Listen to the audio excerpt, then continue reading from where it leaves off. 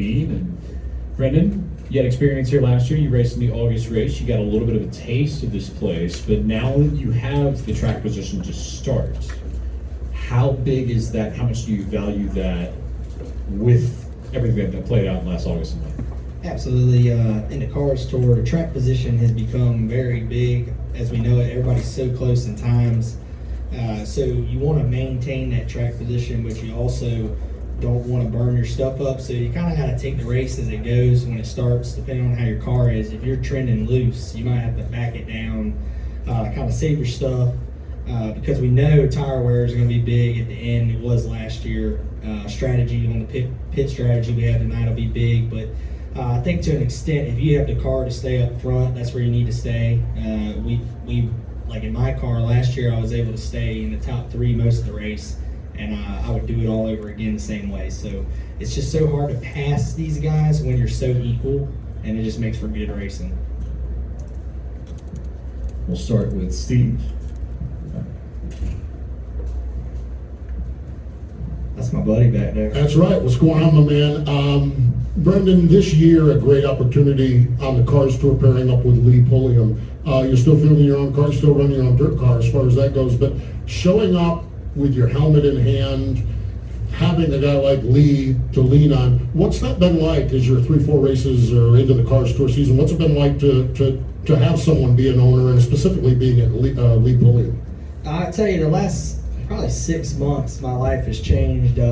Actually, these 3 right here, John Staten and Lori and Hunter, their family with bestrepair.net on the car, have really gave me an opportunity to drive their dirt car and also go with Lee Pulliam, which one of the best to ever do it in the asphalt late model world. So I learned every time I'm around Lee, whether it's tips, joking around, fun ideas. Like, he always has something to teach me, which has helped.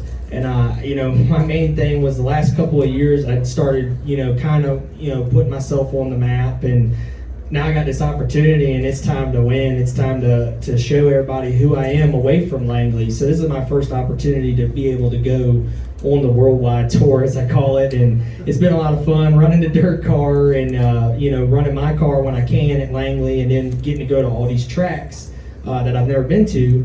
So, I think driving a dirt car has helped me a lot. I mean, I swear that qualifying run right there, I just didn't spin the tires. I was real smooth with the gas, and I feel like that's probably the difference maker. But as far as your question with Lee Pulliam, I mean, what more can you say? The 4-time national champion. It's a true honor to drive for him. I will get this question to Rob, and then we'll go to Brenden. Brenden Rablon from Floor Racing. Outside, you were over the moon ecstatic that you just won the pole. In here, your old business, right? What happened? You get a little shy in here? Now I'm thinking about what it'd be like to ride the lift tonight. We joke about the Waffle House, but if we could somehow get it delivered to the lift, I think we'd be up there eating waffles and drinking chocolate milk riding to Victory Lane tonight. So I'm known for that. We've been doing that for a couple of years now, and I like to have a good time with my team, and it's not about me really. I get the spotlight obviously, but there should be 10 more people sitting up here with me tonight that made this pole run possible. So it's a team effort, so we're gonna have fun if we win this race tonight though. Brandon White with NASCAR Roots. Brandon, when this partnership with Lee Pulliam started, you knocked off 2 big wins at the South Carolina 400 at Florence, and then the Battle of the Stars in New River, which are very abrasive tracks. Now, I know North Wilkesboro is maybe a little bit more abrasive than these, but do you envision tonight's race playing out similar to those other 2 wins you got? Probably a little bit different, where like at the Battle of the Stars, I dropped the dead last and came back and won. In Florence, we rode about 15th, 20th. Now, I think you could do the Florence strategy here today and probably get out of here with a win or possibly a good run, but I think the quality of cars we have today, you're going to have to stay up front. I think somebody that stays up front is going to win this race, because I think it's going to be too hard to drive from the back. And get back there, especially if we get a green flag run to the end and you're having to come from 10th on back. That leader could possibly get out and stretch it out. So The low grip is definitely going to play into it, but I think there's going to be a point where everybody's fighting it and sliding around, and if you don't have the track position, you're not going to be able to move forward. No problem.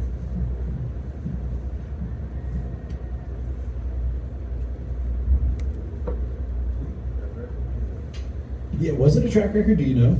They're trying to confirm that. I about lost it out there when they told me it was because I had no idea. I know last year I think the pole was a 19.4. I ran a 5 last year, so it was a 4.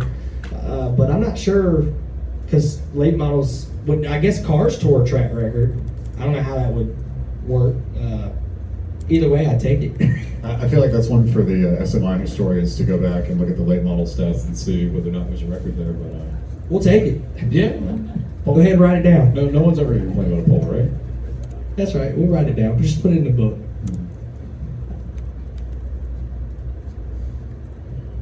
Any more questions from the media here for Full Circuit and Clean? Let's go to Jacqueline in the back. Jacqueline Drake, NASCAR, Flow, whatever you want to be today. Hey guys. Brenden, I just got to ask, if you win tonight against this field, all the cup drivers, all the hard competition from the short track racers, how confident will you feel with chasing a Cars Tour championship? It definitely helped. I mean, I felt confident being with Lee and then winning those races early on. And, I let one slip away at Florence earlier this year, finishing second. And then we've been, trying to slowly claw our way back to have a shot to win. We've been close, but to win tonight would definitely be a step back on track. But there's no doubt in my mind, every week when we show up with this LPP team, we have a shot to win everywhere. And that's what's so fun about it, is being consistently up front, consistently fast. It definitely makes my job easier. But winning tonight would probably be one of those, I say it like when I won the Hampton Heat, that was my first big win. And that's a feeling I was like, man, I hope I get to experience that again. This would be probably 20 times that type of feeling, and something that how many people can say they've won at North Wilkesboro. And that's what I said, how many people can say they've got a pole here, and we're on the list now. So it's this is a special place, and I'm happy to see it thriving again. Go to Steve again.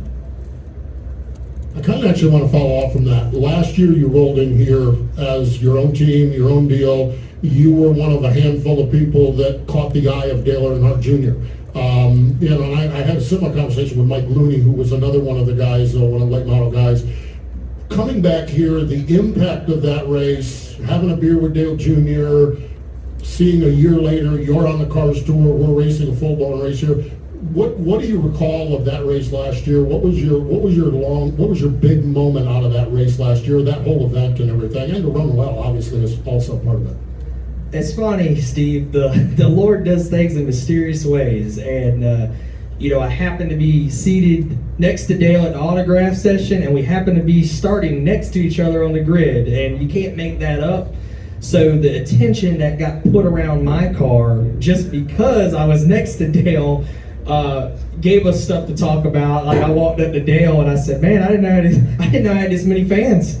And they were circling our cars, so we were standing in the middle, and we just built a friendship from there that's carried on to now. I could, text him right now, and he's one of the first people to text me back. So it's great to see somebody you watched on TV and been a fan of for so long come back and just be one of the guys, and that's what he really wants.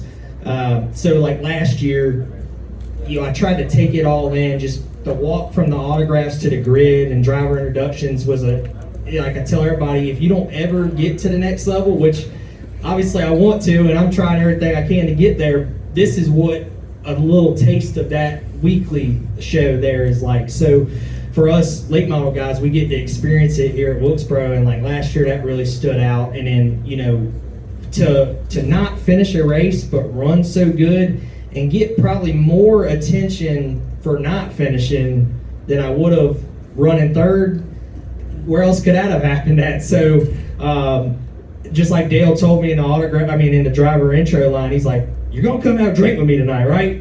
I'm like, if Dale Jr. tells you to have a drink with you, I'm coming. I'll be there. So sure enough, we're there mixing up drinks and having a good time. And he even taught me a new drink called the Jimmy Drop. Jimmy Drop. What is that? Sun Drop and Jim Beam. There we go. It's a Jimmy Drop. Ask Dale about it. We in the back. Jason Beck with Speedway Illustrated. There's been some talk lately about cup drivers intermixing in local short track racing. Obviously, that's not a problem for you because you just outran all of them. But what is it like to be in a field with a couple guys who are in NASCAR's top 75 all time, a couple guys who are up front in the points in the Cup Series currently? I mean, what's it like to race those guys? And do you feel like that's an advantage or disadvantage to the series and to you? It's probably got both ways on the advantage, disadvantage. I mean, they have obviously way more seat time than a lot of us guys, around the world. But I love it. I love the challenge because if I want to make it to that level one day, you got to race them. You got to beat them. And I think, like sitting on the pole with this field, obviously there's a lot more eyes on it, which is good for me right now and good for the late model world. Not just me, but the whole series getting the attention. And, I feel like it just helps me with confidence that I can go race those guys one day. And that's the ultimate goal as every race car driver growing up. So we got to pedal down and we're going to keep on trying to get opportunities. And this is the start of them, driving the lead this year. And I've learned to just really enjoy the moment because at the end of the day, I could be sitting in the stands wishing I was driving, and I get the opportunity to drive a race car, whether it's a cup car, late model, whatever. I'm down here living the dream, and it can always be worse.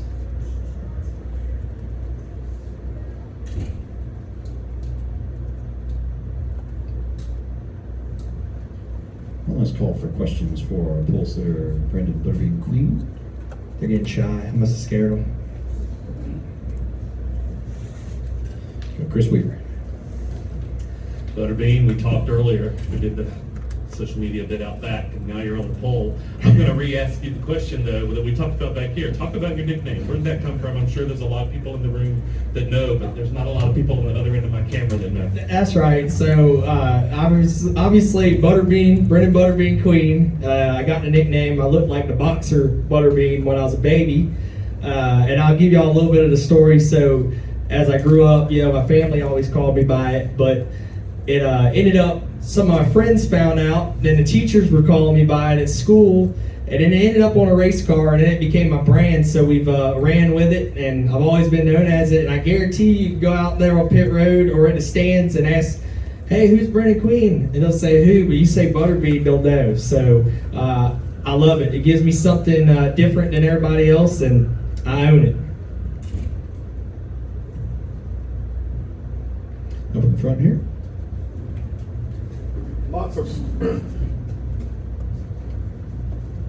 Lots of sports carry the idea of a grind to get to where you ultimately want to be. Can you describe what you've been through and what you've gone through to try to achieve the level you want to get to? Absolutely. A year ago at this time, I was working a full-time job at the Port of Virginia as a longshoreman, moving boxes 70 hours a week. Gonna just race Langley, try to maybe run for another championship there, hoping that was possible, that I could get off work. Ended up winning the Cars Tour race at Langley last year, which brought on all of this, and now I'm almost full-time racing. Like I'm gonna leave here tomorrow or tonight and go race a dirt car on Friday night. Try to race as much as I can, but it's been a grind. I won the last 3 years at Langley, won the championship with my own team, and that's been a grind. What makes it even special driving for Lee is I don't want to be a guy that just showed up with my helmet, because I know the grind it takes to get these cars ready. I was driving my truck and trailer to the track, working at the shop every day, so I have such a different respect for these teams, and we're not out there to tear it up, because I know how long it takes to put a nose back on. I know how much the stuff costs. So I can tell you we have fought and clawed through our whole career to get better equipment, to get up front, and once it all started clicking in place, things just started happening fast. And now that I have this opportunity, every week I just try to make the most of it. And at the same time, you got to enjoy it because it goes by so quick. We're already in almost June, and since last July, I would say, it's been clicking off quick. So I really just try to soak it in every race because you never know when your last win will be. You never know when the last race will be, but you always just keep on digging for more.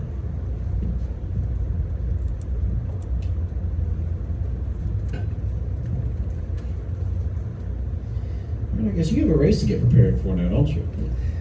That's the hard part, getting ready to happen. Yeah, I know. But this has been fun. I appreciate all y'all do for the sport. I love keeping up with everything on Twitter and social media. So without y'all, none of us could be up here to talk. Brenden, as always, thanks for the time up here in the media center, and best of luck to you in the Window World 125 later this evening. Thank you. As of now, no updates to the schedule per my knowledge, so if you need to cross over, the gate is